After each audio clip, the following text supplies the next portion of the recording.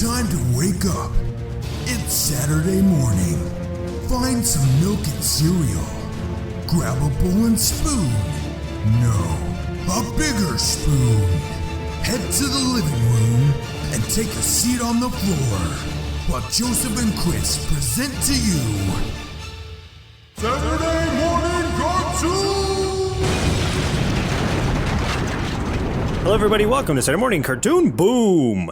This is a show where we wake up with the Saturday morning sun popped on the floor with a big bowl of sugary cereal and watch all your favorite cartoons, both old and new. I'm Joseph. And I'm Chris. And this morning we watched the Angry Beavers. I just love the name. It's just ridiculous. Like, I wonder if there's like an alternate universe where it's something else, like, I don't know, like Grumpy Possums or something, you know? The disgruntled possums. Yeah, or Platypus. That's close to a beaver, you know? Something like that. The bothered platypi. Yeah. That would be like the version, if they had cartoons like in Redbox, you know, that you always find knockoff movies in there. That's what you would find of this. That's like dollar store Angry Beavers. Yeah. I remember like seeing when it was like Abraham Lincoln Vampire Slayer came out, like Redbox had like Lincoln Vampire Hunter or something. And I was like, oh, come on, guys. Like, you're not even trying. I saw something the other day that was like that, where it was like a knockoff of Aladdin, where it was like Aladdin's Adventure. Aladdin and the Cove of Wonder. It's like, yeah, the Cove of Desire. Yes. Or Aladdin and like the 38 Thieves. I love it. It's like, close, you're getting there.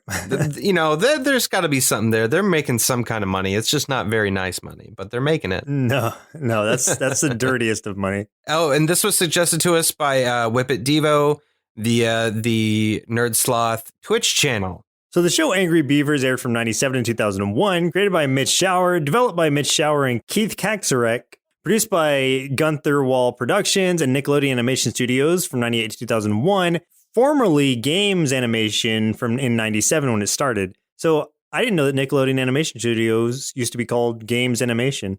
Oh, I didn't know that either. I thought it was always just Nickelodeon. It shows what I know, which is nothing. This ran for 4 seasons, 62 episodes, 123 segments on the Nickelodeon network. And for a short synopsis, written by Jonathan D.H. Partial. He's very deliberate about writing his full name out. Is he a serial killer or an author? Because those are the only ones that really put their initials or middle names. Sounds like an author. He's like, in the way that the disgruntled platypi are a knockoff of the Angry Beavers, Jonathan D.H. Partial is a knockoff of R.L. Stine. He writes mildly frightening stories. Oh, okay. For the elderly. Yeah, for the elderly. Yeah. Why do all authors always have 2 middle names? Like, that bugs me. I don't get it. Is R.L. Stine his 2 middle names? I thought it was just his first and middle initial. I'm just thinking of like J.R.R. Tolkien and George R.R. Martin. I see. And they're both R's too. Like, come on, get your own gig. Be original. The wacky and sometimes surreal adventures of Norbert and Daggett Beaver. Yeah, that's pretty straightforward. Yes. So can't really get around it. They are wacky and sometimes surreal. And beavers. Especially that one we watched. Man, what a weird episode. But it was maybe my favorite episode of anything we've watched in a while. Yeah, so same. We'll get there. So who were some of the actors who played in the show? All right, well, obviously there was only 2 really main actors, and that's going to be, first of all, the character of Norbit, voiced by Nick Bakay, who I could not place his voice while watching, and then as soon as I looked him up, I knew he was the voice of Salem from both Sabrina the Teenage Witch and Sabrina the Animated Series. Remember the little black cat, Salem?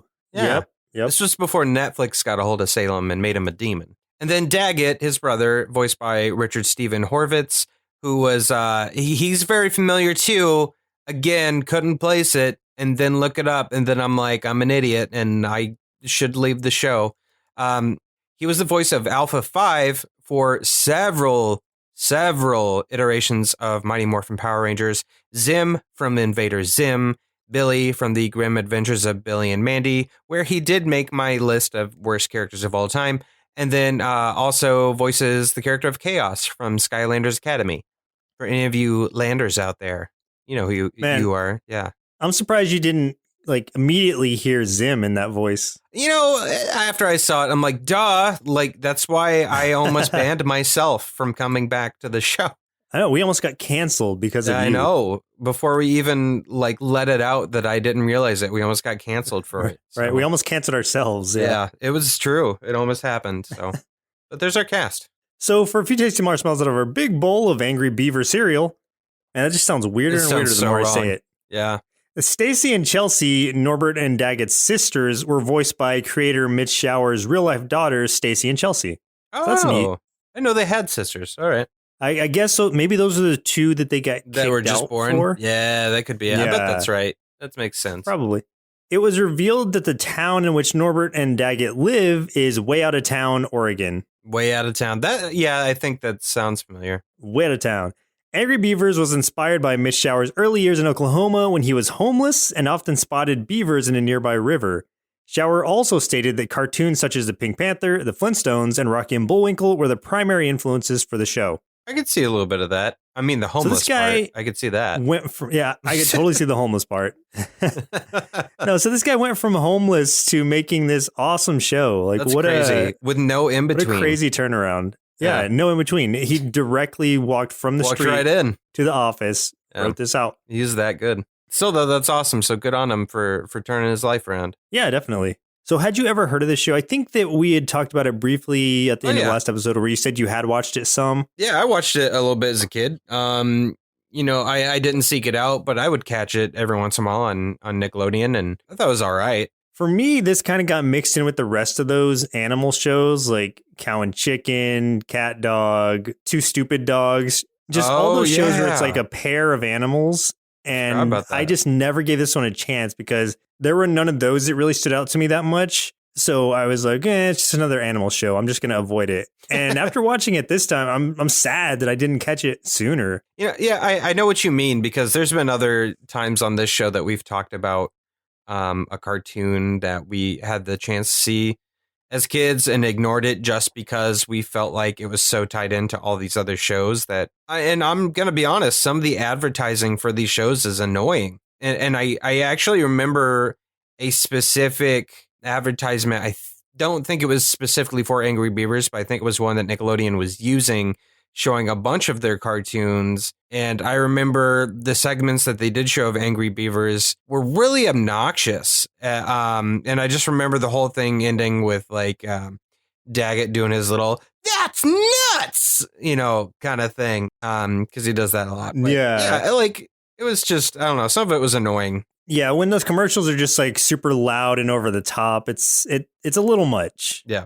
So let's go ahead and jump into the episodes of today's show. The very first episode, a highest rated episode, and finally a random or listener chosen episode. Order may vary depending on how those episodes fall chronologically, but of course we have to start with the very first episode, which was Born to be Beavers, Season 1, Episode 1A. And in this one, when their mother gives birth to two new children, Norbert and Daggett are forced to leave the family dam and build their own, unless Norbert can find an alternative. I like this episode with how it starts because it's doing like that old 50s style black and white documentary kind of thing. It's very reminiscent of something that we're going to see in the next episode that we talk about. And I didn't even think about the link there until we just started talking about this episode. And I think that's cool because obviously the creators of this do have, aside from the regular style of Angry Beavers, they do have like an affinity for that like almost like Pulp Fiction-y kind of style. And when I say Pulp Fiction, I'm not meaning the movie. I'm meaning the actual like genre itself. Obviously they've got some love for that, and it shows through multiple times in this show for sure. Yeah, so like we said in the description there, they're coming, like we come in and we're introduced to the Beaver family and how like they always have twins, and then we meet Norbert and Daggett. And then, like, immediately it kicks off with this second litter being born, which presumably, like, we didn't get to see, but we're assuming they're the sisters that we referred to earlier. Yeah. And they're kicked out of the house at that point. Like, they have to leave the dam and go find their way, build their own, whatever they're going to do. And so, like, they leave and they're just kind of, well, at least Daggett's really nervous and just trying to claw his way back in. But Norbert's just like, yeah, we're going to go live the bachelor beaver life or whatever. Yeah. Yeah, he's always so chill, which is awesome. But he's also kind of like a swindler. Oh, yeah. I really enjoyed his character a lot. I don't like Daggett at all, really. To me, there's no real redeeming factor for me with Daggett. So Norbert was really who I enjoyed watching. And I liked some of the interaction between the two, but if it was like standalone, like I wouldn't be able to stand Daggett. Yeah, you're not a big fan of those like wacky characters. I'm not, I mean, man. that goes back to Billy or Zim. Which you would like. Well, I like Zim. I hate Billy. Like, which is weird because like if someone was to look at our show and be like, which one of these two is the wacky weird one, they'd probably peg me. So maybe it's like something I see something I don't like about myself in these characters. It's a reflection of me. Yeah, right. Like it's some real. I think there's. I'm hitting on some real deep psychological problems here when I'm seeing these cartoons. Yeah, your whole list is just reflections of yourself. Right. Oh God, I need to take my list of hated characters to a therapist. Let me figure this out. I do like though, like how they were doing the voiceover for that beginning was very like Animal Planet kind of documentary sort of thing, but it's showing them a little bit anthropomorphic, like the dad wearing, like work clothes and glasses and the mom in a dress. And that when they do leave, even though it's talking in a way that sounds like, oh, the mother beavers had another litter. It's going to be time for the older generation to leave the dam or whatever. But it's like them forcibly being like removed and like the mom slamming the door, which I thought was great. Yeah, it's that nature documentary voiceover paired up with the comedic visuals. It almost reminds me of like something that Ren and Stimpy would have done. Oh, yeah, definitely. I'm surprised he didn't list that as an inspiration because I see a lot of Ren and Stimpy in this. Yeah, and another pair of animals. So yes, you could see how this kind of gets lost in the mix with everything we were watching back then. Definitely. So after getting kicked out, like their main goal, or at least Daggett's main goal, is to like start cutting down trees, and building a new dam just to have a place to stay. And Norbert's just taking the laziest approach and just trying to find anywhere he can just like bunk up in. I like his first idea, which is like, let's just stay under this railroad track on this bridge. It's a pre-built structure. We don't have to do anything. And that's, that's a great idea until the train comes over and just like completely like displaces him and knocks them out of the housing. Every time Daggett's trying to build a dam and he's cutting down those trees, like he'll turn away for some reason or Norbert will call him over. And then other beavers will just come and like steal the trees that are already in the water. That kind of recurs. There's a lot of that in this show where there's like recurring things in episodes, and especially the next episode. And it was just making me laugh so much because I love that. In my mind is taking me back to Megas XLR. Megas XLR? Yeah, where they had a lot of those recurring themes. Oh, absolutely. And that is just something that I always find really charming because it's throwaway scenes that just come back in some great way. Yeah. Oh man, that show did it masterfully. Yeah, there was quite a bit of that here, and I did like that. And yeah, Norbert keeps doing that same thing where he keeps like Daggett is really hard trying to do work, and Norbert's like I'm not gonna waste my time. When there's things out there I could just utilize for myself already, like the bridge. At one point, they have a little bit of an argument because Daggett's so angry about it. And they split up, and then Daggett he's like exploring the land, I guess, heads to a farm, and then he hears Norbert's voice, and he goes into the house, and Norbert's already there, like flirting with chickens and just like lounging around and stuff. It's really funny. Yeah. He's just like, ladies. Eating their eggs and everything. Yeah. Oh, gosh. And I did like when the farmer comes in with the dogs. Norbert, even though he's really lazy, he's clever. He knows what's up. He hides. I mean, legit hides. While Daggett, who is this really type A hyperactive buffoon, tries to just pretend that he's a chicken. And I guess that works for a minute until like the farmer reaches underneath him and like, gets a hold of something that I don't think was a chicken egg, because Daggett jumps up in the air and he's like, cold hands. Yeah. It has some like mildly adult things happening, but a lot of nothing's graphic. Nothing's like, a lot of it's going to be over a kid's head or whatever. Or it'll just be slapstick comedy, but there's something in there for adults to appreciate at least. Yeah. I mean, Daggett did get to second base. So there you go. They escape to an old truck where, they feel like, oh, we're just going to stay here. Like this is our new home now or whatever. Norbert's got the kind of like a very zen like state of mind where he's just like, man, just let it happen. Just like, let's go with the flow. He's like, you ever just feel like you're sitting so still or something that you feel like you're moving or you're at peace. So you feel like you're moving. And then like what actually happened was a truck got kicked out of like the parking brake got kicked off. And so they start to roll backwards. And so they actually are moving. And that's where it kind of goes through this whole like not montage, but this whole scene of them rolling down this hill, like going through this forest of trees, and it all kind of working out like Norbert said it would, where the trees all get cut down and kind of form their new home that they fall right into in a perfect way. Yeah, I did like that the truck knocked all these trees. It fell off a cliff. It landed in a river, and it fell into a perfect dam with the truck inside.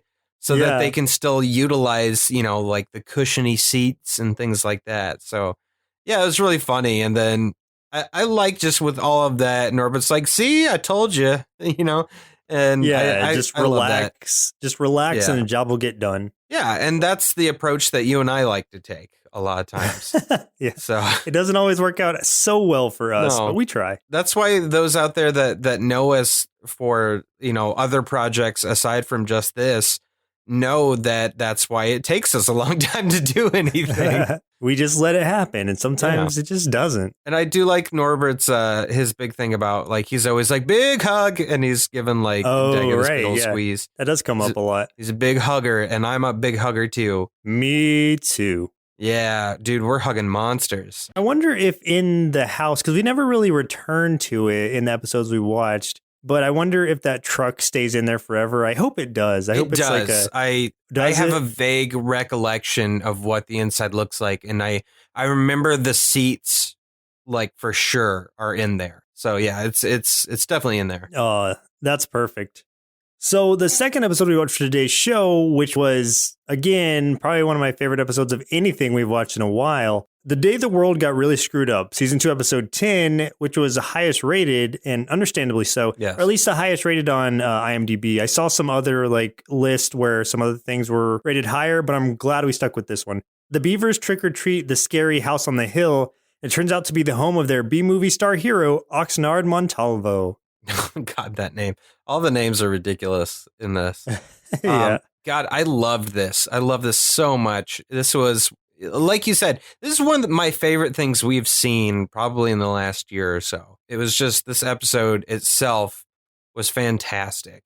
And one thing I wanted to say, okay, so they're trick-or-treating, but it's the day before Halloween, and they're getting made fun of.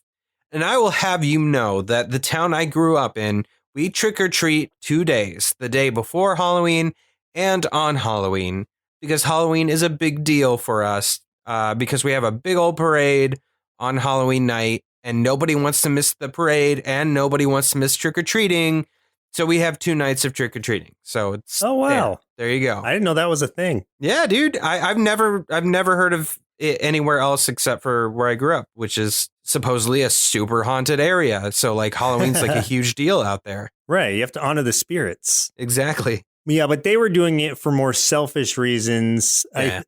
If I remember right, it's so they could get more candy and they wouldn't have to fight against a crowd. Exactly why. Yes. Yeah. So Daggett was dressed as a toe. Oh, no. Daggett was dressed as the crawling spleen. Nice. Which was essentially either a finger or a toe with a spleen attached to it. Yeah. Yep. Perfect. That's what it needed to be. So what was Norbit supposed to be? Norbit was Oxnard Montalvo. Oh, okay. He was dressed as him. Got it. Okay. Got it. So that was the perfect meeting of them going to that house. But before all that happens, we see we get a little brief intro And the graphics are like way different in parts of this. It's a nice mixture of animation styles. If you think of like Venture Brothers, like the animation style was very akin to that with the humans. And then the Angry Beavers were still pretty much exactly the same as they always are. Yeah, they're trying to make it like that old Pulp Fiction-y style, like comic, like horror comics and stuff from back in the day. Yeah, like B horror movies. Like it's definitely got a lot of elements of that to it. And those are my favorite horror movies. So you can understand why I love this so much. Oh my God, yes. And I liked the very first thing that happens, this thing coming out of space and slamming into the ground and like these weird lights emitting from it. That's straight out of Lovecraft, man. That is straight up the color from outer space. So immediately I was sucked in. I'm like, oh my God, these creators know what they're doing. They're fans just like I am. So I'm excited. I even like the intro they had that was like an object from another dimension that feeds like an intergalactic moth on the fabrics of time and space. It's like, man, that's strong writing for the Angry Beavers show. Exactly. Yeah, they did an amazing job with this episode. Object from another dimension, or the meteorite or whatever it was, eventually transforms the butler, the servant, manservant, who's menservant, into a monster, or at least into a servant of him, of this boss monster. He looks kind of zombie-like, and he hears his master's head voice in his head. It reminds me of like, I can't remember, it might have been the creep or something from Scooby-Doo. Do you remember that one monster who looked kind of like that? Yeah, it's like a shambling zombie-looking-ish kind of thing. Right. It's the creeper or something. I can't remember his name. But the way they intro episodes like that, and then they open with kind of a title where it's like an Angry Beaver film, and they go into it exactly like it's going to be a typical B movie. Let's explain once they get to Oxnard's house. Like, so Oxnard has two people with him, a doctor who I think they only refer to as Doc or I Doctor. think so, yeah. And then this girl, Toluca. Oh my God. Oh, Toluca was the best. I love this. So these three, they made like a stereotypical and also idiots from any B horror movie. So Oxnard he is the action star. He's the talk like this. Well, what do you got there, Doc? What's going on? Picking up entire bookshelves and throwing them. You got the doctor who everything he explains, he's like, I have a film to show you that'll talk about this. And then Toluca, who is the damsel in distress. She's just a moron. All my favorite jokes from this revolve around her. Oh, God. I was literally laughing out loud over some of her jokes. They were so good. The ankle thing was the best. The ankle thing was the best. And it was one of those recurring things. It just kept happening. It happened even 3 times. Even at the end where they like wrap up with the ankle thing. That was, we can just say, we'll talk about it. She hurts her ankle. Then she hurts her other ankle, like while running. And then immediately falls again and hurts both ankles. It keeps going and going. And I think that's funny because it is such a trope. It is. It is. It's those tropes. It's playing with them, and it's also like exaggerating them even further. So it's like they start to run. She's like, oh God, my ankle. And then they get up, and then like 2 feet later, my other ankle. And then both ankles. And then Daggett's getting so mad at her. He's like, oh, why don't you just cut the dang things off? Yeah. So what happens is this thing takes control of inside Oxnard's house. He has all these movie props, whether they're like monster suits or statues of all the monster movies he's been in. This is a B horror film star. And they all come to life, basically. And when it happens, they're breaking into the room where the Beavers go in there. They find Oxnard and these two that are trying to figure out what's going on. And so they kind of team up as all these monsters are coming to life. And I love when Oxnard's like, Toluca, run! And she just turns and runs straight into a wall. And just like cracks the wall and everything. Just slams herself into it. It was What's great also is that the B-movie characters don't ever respond to anything that any of the other characters are doing, anything stupid or out of the norm. They're just all in their own little worlds, and it's so funny. Mm-hmm. Oh, my God. I like that joke, too, where like they can't remember the servant's real name.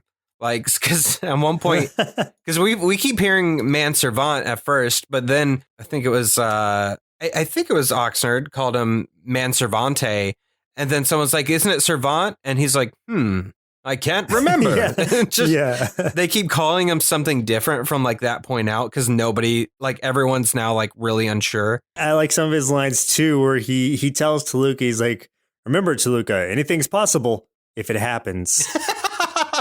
I want like one of those inspirational posters on my wall, and that's what it says. Anything's possible if it happens. But it needs to have a cat hanging there still. Yeah. Oh yeah. The cat's never going to get up that tree branch. He's never going to do it. But anything's possible if it happens.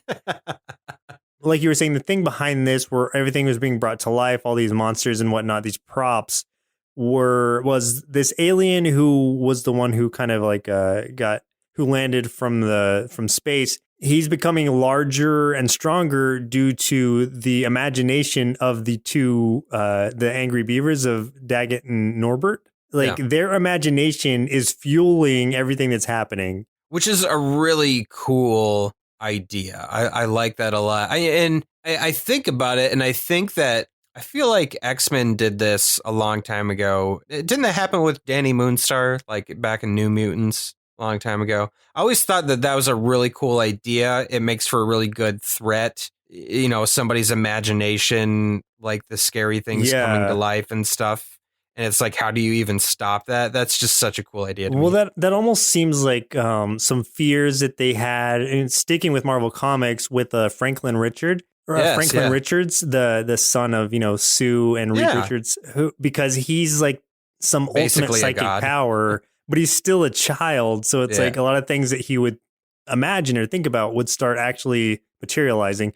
Yeah. But that's a whole nother thing. One of the things that I really liked was the doctor who created the Mindulator, which was like this giant laser gun looking thing. It looked like he had been working on for a while. At one point, he electrocuted himself while working on it, which was good. Oh yeah, I thought he had like killed himself right there. Yeah, because he turned into like a skeleton for a split second, and then I guess he didn't die. He creates this thing, and then Oxnard just picks it up and throws it at the monster and hits it. And I was just like, oh my God. Like, I thought it was really funny, but like you keep saying, it came back, and that, like, I mean, for one, the Beavers are criticizing everything these three do because they are morons. And Norbert's like, this is so stupid. This is the stupidest thing I've ever seen. But in the very end, is the Beavers that end up defeating this thing by basically slingshotting the Mindulator at the monster again. And I was like, that's amazing. The Doc even says like, oh, yes, you're using it exactly like it was meant to be. Right. So it's just like, it's the dumbest thing, and it sounds really stupid, but it was so funny and cleverly done. Yeah. And it was just created with so much like love of the actual genre that it's not as much of a making fun of it as it is just almost an homage to it with comical elements. Oh yeah, this is probably one of the most fun episodes of a cartoon I've ever seen. I think that's the best way for me to describe it. It was just super fun. I also like that once everything's defeated, like one of the big monsters was like a Rodan kind of thing that gets defeated and it plummets to the ground. The military had sent all these jets out. And even though the monster's like dead on the ground, he's like, the commander's like, shoot missiles at it to make it go away. And they just bombard it, and then he sends out even more planes. He's like, send more planes. And then that's where the ankle thing comes back too, where Doc's like, Toluca, how do your ankles feel now? And she's like, well, they're broken, but they're better. And she has these huge casts on both their ankles. Yes. Oh, it's just so funny. The casts are bigger than her head. They're just comically wide. Comically large. Yeah. So stupid, but I love it. I love every part of that. So that's pretty much where it wraps it up. Then the narrator actually is kind of outroing it and saying like, man, like none of this made any sense. Yes. The day was saved thanks to a couple of nature's humblest and densest semi-aquatic animals. The alien's a victim of his own story, a story that made absolutely no sense. And then I like it. He starts poking all these holes in the plot and he just gets progressively angrier the more he talks about how stupid this thing was. And then he's like, man, I should have been asked to be paid in cash. Like, he's just tired of it. He's just done. He's so tired of it. Such a great episode. But the last one we watched or listened to was Bye Bye Beavers, season 4, episode 14B. And this one we chose because we had heard, I guess, controversy about it. And I didn't really understand what it was until I was trying to look for it and couldn't find it. And as it turns out, it was never aired. I heard some, which I don't even know if they're true, rumors that it like was aired in like Europe or something. But I don't believe that because I feel like I would have found some scenes of it. Yeah. But instead, we just get like a full audio take of the episode that would have been. And so we decided to just listen to that and give our feedback on it instead of watching another episode. Because this is officially the last episode. And it's so good in the sense that there's self-awareness in the Beavers, where Norbert tells Daggett they're just a cartoon and they're going to be canceled, yet they will still have reruns. And then this episode never aired because it didn't follow Nickelodeon's rules, which obviously because it's completely anti the whole studio thing. And it's even making fun of the studio or whatever for canceling them and talking about how they're not going to make any money off of it. But the people who are running it will off the reruns. And so it's just a bunch of like joking at the expense of the studio or the network. So it's like, obviously they're not going to air this, but I'm so glad that they actually captured the audio for it because really, it was genius. It is pretty great. Yeah, it's basically, so I just assume that what happened is that they were told their show's canceled and the creators and writers and actors were just like, all right, screw it. We're just gonna go for the throat in this one. Yep. And they went very Deadpool with this thing to take it back to Marvel again. Okay. So I do wish this was animated because there was some parts at the beginning which I thought were really funny and was one of the best jokes I ever heard out of Daggett that I really appreciated because I don't like that character, which is while Norbert's trying to like explain that they're actually cartoons and not real beavers, which is a great conversation in the way he describes them. He's doing something because Norbert's like reacting to it. And he says something like, just wait here so I can get an angry mob to burn you at the stake. But he just says it so nonchalant and quick that it really caught me off guard. And I thought it was really funny. I think he was like taking a pencil or something and erasing parts of themselves. Cause I think at one point they actually referred to him not having an arm or something. That could be, yeah. So I think that's a lot of what was happening there. At one point, Norbert, towards the beginning when he's telling Daggett that they've been canceled, he's just like, there is no dog. There is no dog. Like at one part, though, I got really annoyed because they were just making like all these duck noises and stuff. I wasn't even sure why that was happening. And I got really annoyed with it. I was like, stop. I liked the them just having fun with it. Like where that annoyed you, that just kind of made it was like, man, they're just like going all out. Like I feel like they were just told to just do some improv and they were just going crazy. That is something I wanted to bring up because I do think that this was all improv. I think they obviously talked a little bit about what they were going to do, but I think this was mostly off the cuff, especially because like the farther you get into the episode, like you can hear somebody else in the studio laughing. There's like a woman's voice. That. Yeah. They actually start referring to each other as Nick and Richard. Yeah. So they're talking to them their actual selves. Yeah. There's a point where one of them is kind of doing like the wah, wah, wah, wah, wah, like Penguin from Batman 66, like Burgess Meredith. I doubt that was written into a script. You know, that's just them just doing everything they can with their voices. And they really like, both of them have like are amazingly talented voice actors. Like they can do so much with their voices. And I love even some of the lines that they were feeding in the previous episodes where they're just like talking about candy and they're just like candy, like just saying things in different ways and kind of just rolling with it. And that adds to it for me because it almost feels like, I don't know, it feels more fun to me. Like they're having fun, you know? Oh, yeah. It seemed like these two guys seemed like they were pretty close and like really good friends, because you could tell it was just two buddies just in a room just doing like the goofiest thing they can think of and like trying to make each other laugh. Yeah, you definitely felt that. So that was great. Norbert's walking Daggett through like the stages of grief, getting over cancellation, I guess. Yeah, the stages of grief and going into like bargaining and everything. There's one point where he tells him, he's like, wake up and smell the Korean ink and paint. Like he's talking about the animators and whatever.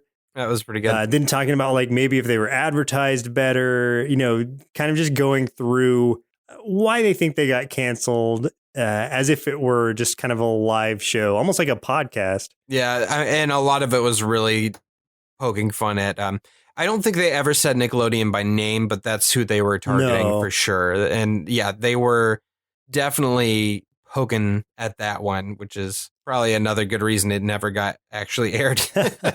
Yeah. One thing, did you catch, there was one joke that was real dark at one point towards the beginning. Did you catch that? I don't know. Say it. No. So basically, when Norbert's trying to convince Daggett that he's a cartoon, and he's talking about like the things that happen in cartoons, he's like, real beavers can't walk upright. They can't speak English. And I guess he demonstrates or does something that would hurt one of them. And he's like, see, like, do you know what happens like when somebody actually gets hurt? And he says something about, he's like, here, let me show you what happens to people when they actually get blown up. So I was like, oh my gosh, he's showing him like pictures of bodies and stuff. I feel like if that would have been animated, it would have been like an off-screen thing, or we would have seen the back of the photo or whatever. Oh yeah, definitely. Yeah. But I was like, man, they went dark on that one for sure. Jeez. Yeah. Norbert gets to say a big hug one last time. That was nice. Yeah. And he's just like, and Daggett's like, since that always annoys him when he does, he's like, well, at least I won't have to go through that again. Yeah. I do like that, all the jokes, and it starts dying down, and then Daggett's just like, Norbit, what happens when you're over? Yeah. They're talking about like our series flashing before our eyes. Yeah.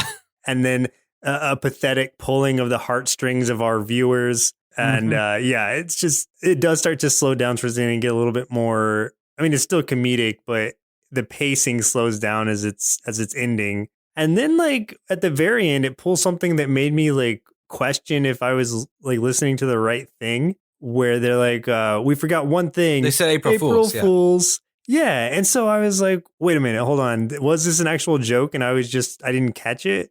I don't think so. I'm pretty sure this was the recording of the last episode from everything I was reading. It definitely was the last episode. And if I don't remember all of the details, but I do know that I had talked with someone about this at one point. I think just a fan that liked this show. And I think they said something along the lines of, it just happened to coincide close to April Fool's or something. And so I think the hope was that they could use this as an April Fool's joke and actually get it aired, even though it's the last episode, and it just didn't happen. Yeah, that makes sense. I can't say that that's 100%, but I do remember having a conversation about that with someone. Maybe that's the case, maybe not. But I mean, it makes sense if that's what they were going for. So that was pretty much the way that it wrapped up. It was an interesting experience. Like I didn't know how I was going to feel about just listening to it. And I even had told you, I was like, well, it's not like an official episode. There's no visuals to it, but I still think we should do it. And because I had already taken notes on it, so I didn't want to just like step back in after I was finished. But I'm glad we just stuck with that one, because it's definitely the first time I've ever seen or heard anything like that as far as show goes. Because usually when a show's ending and they're like on their last legs, we'll just get like really crummy animation, like really bad writing, but it'll still be trying. And this was just like, it was like they just stopped trying altogether and just started making fun of the fact that they were getting canceled. And that was probably the best approach they could have taken. It was kind of like Game of Thrones. And that's what got us canceled. Yep. Well, Chris, looks like it's about time we send our inner kids to spend some time with Norbert and Daggett before our show gets canceled too. Then see what they thought of the Angry Beavers. The show was really funny at times, and also a little annoying at times. And that had me a little confused, but I still had a lot of fun watching it. And I hope to be like Norbert one day, just emotionally removed from those around me, so I can finally relax. So I gave this cartoon 4 bowls of, oh, my ankle, cereal out of 5. For a show that I sort of avoided due to it blending in with the assortment of other animal pair shows that were out around that time, this actually ended up being one of the best laughs I've had in a while. While the two main characters' interactions were already funny in their own right, this was further elevated by the amazing voice actors chosen for the role, and it just sounded like they were having fun doing it, which made it an even more enjoyable experience for me. Overall, I give Angry Beavers 4.5 big bowls of Cervantes cereal out of 5. If the rest of the show holds up anywhere near the quality of the episodes we watched, then this whole series is a must-see. You know, that's one thing I wondered about is the longest episode we saw was like that really good one. And that one was so specifically special to me and you for being fans of horror and Lovecraft and that old kind of style and everything and the animation. So, like, I almost wonder if it's like, did people upvote that episode in IMDb just so we would give this a good review? Or like, because I just wonder, I'm like, is the rest of the show as good as that? What if it isn't? I don't know. It's hard to say. Yeah, it's hard to say based off the first episode, which is always like, you know, Usually not stellar. kind of a pilot. Yeah. And then this middle episode that was just amazing and everything that we love. And then the last episode, which wasn't a real episode at all. Yeah. So it's really hard to say, honestly, like how the rest of them were. But I was looking around on some of the like best episodes of, and this middle episode we watched wasn't even the best episode on some people's list. Wow. Like Okay. out of like 1 through 10, it wasn't even on some of those lists. So I was like, okay, so I guess obviously people have different opinions on things, but some of them, there were a lot that I saw that were kind of on everybody's list that Sure. we didn't even touch. So I'm like, Okay. well, I bet there is more to it. So I'm curious to check out more episodes of it. There wasn't anything specifically that I didn't like about it. I'm just kind of unsure. And I guess to your point a little bit, Daggett did get a little over the top for me. And not even just him, like sometimes both of them would just go into like mumble mode where they just were making noises for the sake of making noises. And it was like, it wasn't annoying as much as it was just kind of like a pointless filler. I those parts were pretty obnoxious for me. In fact, because of what I talked about how I don't know if I was able to witness the full spectrum of this show, and because there were some parts that I found really just like obnoxious and annoying, I struggled a lot with my rating for this one. I think I changed it 4 or 5 different times between like a 3, a 3.5, a 4, and just kind of going back between all of those. But I think I'm satisfied where I ended up because I can see the love that the creators had for this, and not just, you know, the creators, but the writers, the voice actors. Obviously, they enjoyed what they did. They had a good time. The stuff that was on point was way more on point than most shows. So I had to give them credit for that. It would by no means is a perfect show, but at least had maybe this one absolutely perfect episode to the show. So I had to give them a lot of credit for that. Yeah, I was kind of in the same boat where I went a little back and forth on mine based on that one episode alone. I would have given it a 5. Yes. You know, higher if I could have, but I had to really kind of step back and be like, okay, with that episode aside, if I had just seen every episode and it was very similar to the first episode, it was fine. But it wasn't anything that like would have really kept my attention for long if it had just stayed that cadence. Yeah. So that's why I kind of met it in the middle between a 4 and a 5 and went with that 4.5 because I'm giving them the benefit of the doubt that the other episodes, the writing is probably on par with that, if not obviously the same material. But as long as it's still like really smart writing and those recurring jokes like that, then that is right up my alley and I can appreciate it. Yeah. I'm hopeful that it stays that good, and I'll bet it does. I'll find out because I'm probably going to watch a little bit more of it at least. Yeah, I would like to see at least another episode or two, especially if there's any that are really highly recommended, like the one that we watched. But just for anyone else out there listening, yeah, I would definitely give it a shot if you haven't before. And if you're interested, check it out. If you like horror stuff like Joseph and I do, definitely check out the episode that we were talking about the day was it the day the Earth The went? day the world got really screwed up. Yeah. Okay. So definitely check that episode out. I think you'll have a really good time with it. I don't know anyone that wouldn't like that episode. You don't even have to have like Angry Beaver knowledge to jump into that because it's so little about them as it is just everything going on around them. Yeah. That you can jump in that as just like its own short little movie. That was the thing that made me question the show overall, too, is that the best parts, the stuff I enjoyed the most, had the littlest to do with themselves as characters. And it was more about the situation and the other characters involved. But, you know, I'm still going to stick with my 4. So thank you, Whippet Devo, for suggesting this. Obviously, I really love that one episode, and I'm hoping the series as a whole because of it. Yeah, it was a really good time. Like I said, this was probably some of the most fun I've had watching a cartoon with that episode specifically. So, yes, thank you so much for picking this show for us to watch. Well, listeners, it looks like the milk supply is now run dry, so it's time for us to say goodbye. Next week, we'll be watching Sonic X, suggested via Instagram by Reek High. Oh, no. I knew you were going to groan because we just... This last year or so, we just keep getting slammed with Sonic cartoons, man. Why? I think more than any other series, we've seen so many versions of Sonic. We're just getting annihilated with Sonic, man. We've seen more Sonic than Scooby-Doo, than Ninja Turtles, than X-Men. Jeez. We're getting all the rings knocked out of us. Yeah. I'm out of rings, except the ones I leave in the tub. Gross. You should have said in the toilet. Oh, well, that's a given. Yeah, true. There's so many rings in there. It's like practically a tree now. Oh, boy. You can guesstimate its age now. Yeah.